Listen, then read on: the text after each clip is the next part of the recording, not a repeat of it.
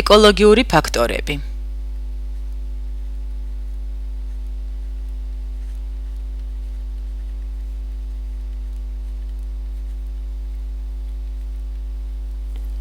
თითოეული ცოცხალი ორგანიზმი განსაზღვრულ გარემოში ბინადრობს.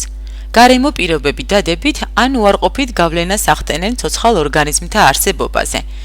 გარემოს ნებისმიერ ფაქტორს, რომელიც პირდაპირ ან არაპირდაპირ გავლენას ახდენს ორგანიზმზე, ეკოლოგიური ფაქტორი ეწოდება. ეკოლოგიური ფაქტორები დაყოფილია 3 ჯგუფად. აბიოტური,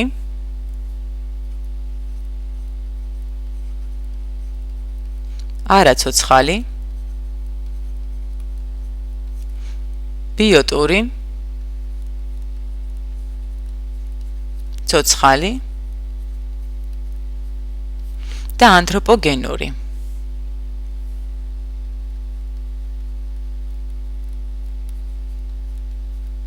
ადამიანური.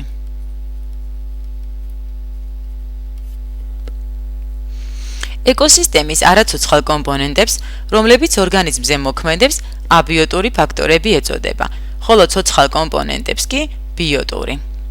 აბიოტურ ფაქტორებად ითვლება არაცოცხალი ბუნების ის კლიმატური,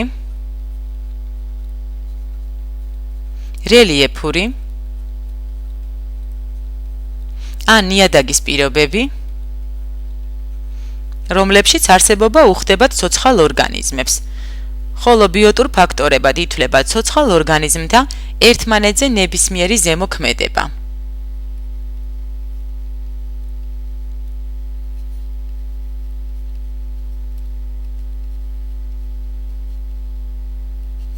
მაგალითად, პარაზიტიზმი, მტაცებლობა, სიმბიოზი და სხვა. ანთროპოგენურ ფაქტორებად ითვლება ადამიანის მოქმედების ყველა ის ფორმა, რომელიც იწვევს გარემოს ცვლილებებს.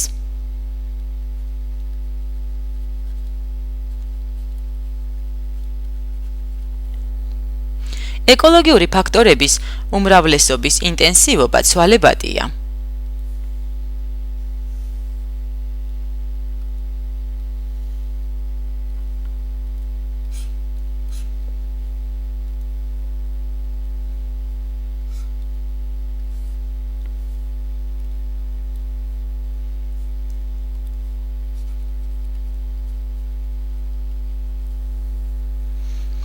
მაგალითად, სეზონების მიხედვით იცვლება გარემოს ტემპერატურა.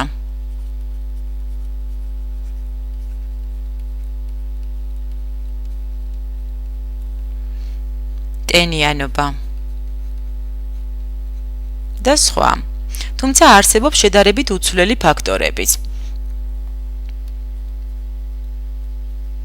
მაგალითად, სიმაღლე ზღვის დონიდან.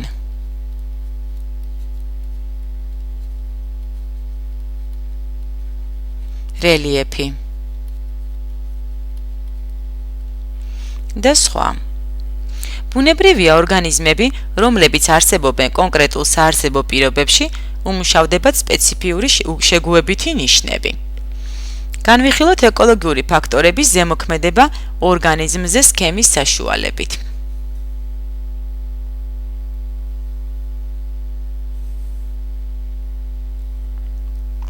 ფაქტორის იმ ინტენსივობას, რომელიც ყველაზე ხელსაყრელია მოცემული ცოცხალი ორგანიზმის განვითარებისა და ცხოველქმედებისათვის, ოპტიმალური ინტენსივობა, ანუ ოპტიმუმი ეწოდება.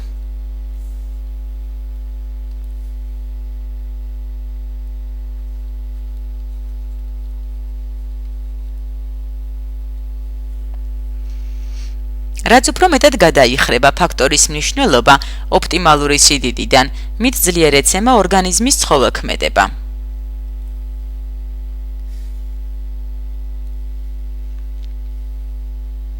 შეიძლება გადაიხაროს როგორც ზევით,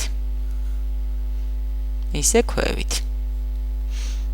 ხედავთ, რომ ეცემა ორგანიზმის ცხოველქმედება, რაც უფრო გადაიხრება ოპტიმუმიდან.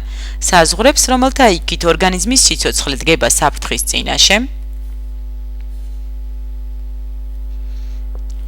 და არსებობა უკვე შეუძლებელია გამძლეობის ქვედა ზღვარი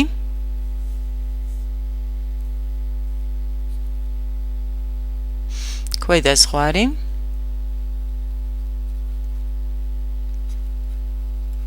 და ზედა ზღვარი ეწოდება. ანუ მინიმუმი და მაქსიმუმი. ყოველი სახეობისათვის ამა თუ იმ ფაქტორის ოპტიმალური მნიშვნელობა განსხვავებულია. გამძლეობის ქვედა და ზედა ზღვას შორის არსებულ დიაპაზონს ტოლერანტობის ზონას უწოდებენ.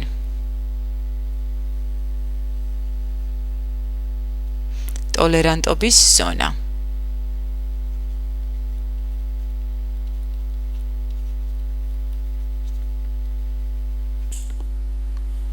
თუ ფაქტორის ინტენსივობა ტოლერანტობის საზღვრებშია, ორგანიზმი ცოცხლობს. ორგანიზმები შეგუებულობის განსხვავებულ ტოლერანტობას ამჟღავნებენ. ტერმინი ტოლერანტობა ლათინურიდან შემოვიდა და ქართულად ის მომთმენს ნიშნავს. ამ ზონაში ოპტიმუმის მახლობლად შეიძლება გამოიყოს ეგრეთ წოდებული კომფორტის ზონა.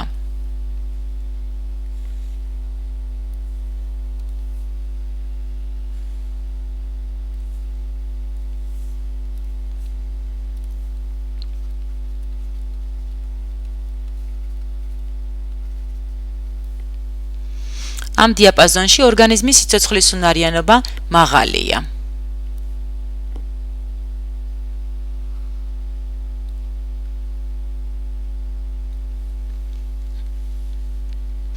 მაქსიმუმის და მინიმუმის მახლობლად არის პესიმუმის ზონები.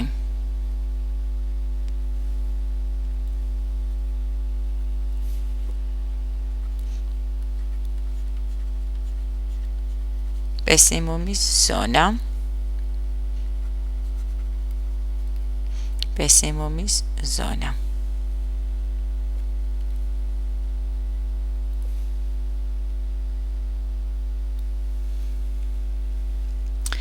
პესიმუმის ზონა შეზღუდვის ზონაც არის.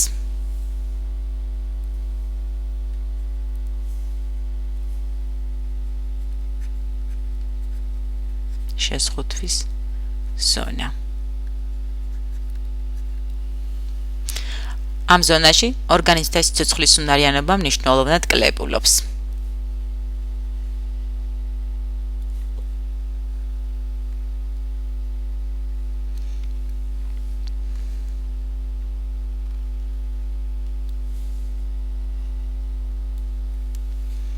ერთი და იმავე ეკოლოგიური ფაქტორის ზემოქმედება სხვადასხვა პოპულაციაზე არაერთგვაროვნად ვლინდება.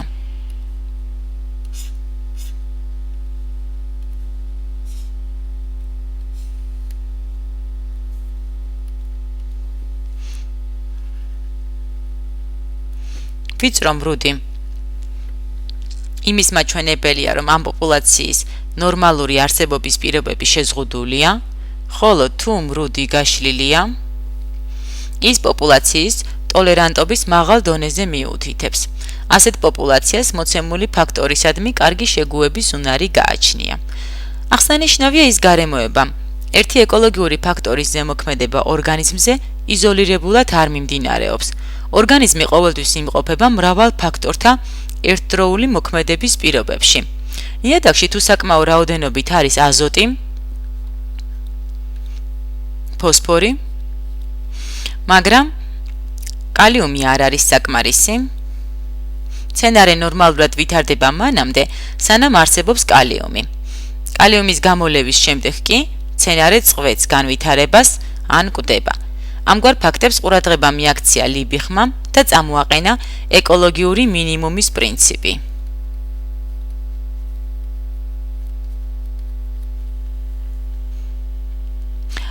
რომელსაც მისაპატივსაცემოდ ლიბიხის კანონი ეწოდა. მოგვიანებით ეკოლოგიური მინიმუმის პრინციპის არსი გაფართოვდა და ეკოლოგებმა წამოაყენეს ლიმიტირებულ ფაქტორთა ცნება.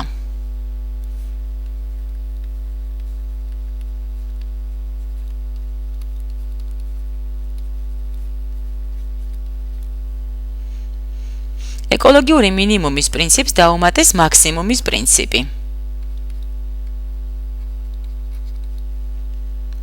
ორგანიზმები იღუპებიან არა მარტო ფაქტორის მინიმალურ დონეზე დაბალ გარემოში,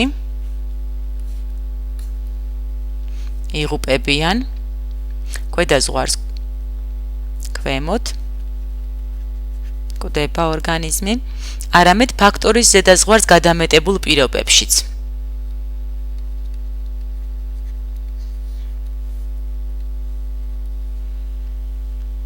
ამიტომ სახეობა და პოპულაცია არსებობს და მრავლდება მხოლოდ ლიმიტირებულ ფაქტორთა ინტენსივობის ზედა და ქვედა ზღვრებს შორის.